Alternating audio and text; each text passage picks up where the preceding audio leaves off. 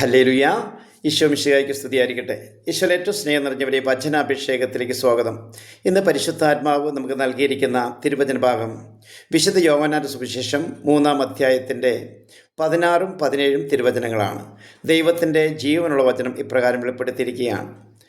എന്തെന്നാൽ അവനിൽ വിശ്വസിക്കുന്ന ഏവനും നശിച്ചു പോകാതെ നിത്യജീവൻ പ്രാപിക്കുന്നതിന് വേണ്ടി തൻ്റെ ഏകജാതനെ നൽകാൻ തക്കവിധം ദൈവം ലോകത്തെ അത്രമാത്രം സ്നേഹിച്ചു. എന്നിട്ട് അതിൻ്റെ 17-ാം തിരുവചനം പറയുകയാണ്, ദൈവം തൻ്റെ പുത്രനെ ലോകത്തിലേക്ക് അയച്ചത് ലോകത്തെ ശിക്ഷയ്ക്ക് വിധിക്കാനല്ല, പ്രത്യുത അവൻ വഴി ലോകം രക്ഷ പ്രാപിക്കാനാണ്. ഹല്ലേലൂയ. പ്രിയമുള്ളവരെ, ഇന്നേ ദിവസം നമ്മൾ തിരുവചനം ധ്യാനിക്കുമ്പോൾ നമുക്ക് അതിൻ്റെ 16-ാം തിരുവചനത്തിൽ കാണാൻ പറ്റുന്നത് അവനിൽ വിശ്വസിക്കുന്ന ഏവനും എന്ന് പറയുമ്പോൾ കർത്താവായ യേശുക്രിസ്തുവിൽ വിശ്വസിക്കുന്ന ഏവനും നശിച്ചു പോകരുത് എന്നാണ് പിതാവായ ദൈവത്തിൻ്റെ ഇഷ്ടം. പിന്നെയോ അവർക്കെല്ലാവർക്കും നിത്യജീവൻ ലഭിക്കണമെന്നുള്ളതാണ്. അത്രത്തോളം ലോകത്തെ സ്നേഹിച്ച പിതാവിൻ്റെ സ്നേഹമാണ് തൻ്റെ ഏകജാതനെ മാനവകുലത്തിന് നൽകിയത് ബലിയർപ്പണത്തിനായി. ഹല്ലേലൂയ.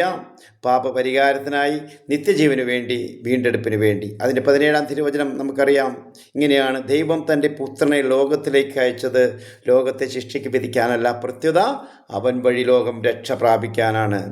എന്തിനാണ് ഈശോയെ ഭൂമിയിലേക്ക് അയച്ചത്? മാനവകുലത്തെ വീണ്ടെടുക്കാനാണ്, അവരെ രക്ഷിക്കാനാണ്. ആ വലിയ സ്നേഹമാണ് ക്രൂശിലെ സ്നേഹം. ഹല്ലേലൂയ.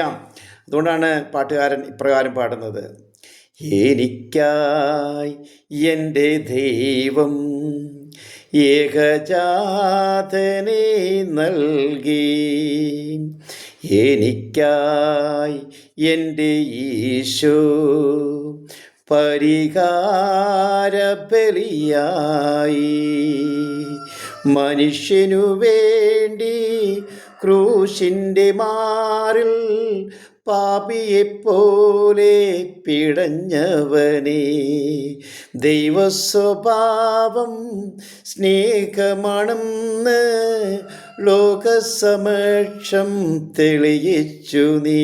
ഹല്ലേലൂയ. പ്രിയമുള്ളവരെ, ഈ തിരുവചന അഭിഷേകം നമുക്കായിരിക്കാം. നല്ലൊരു ദിവസം ആശംസിക്കുന്നു. ആമേൻ.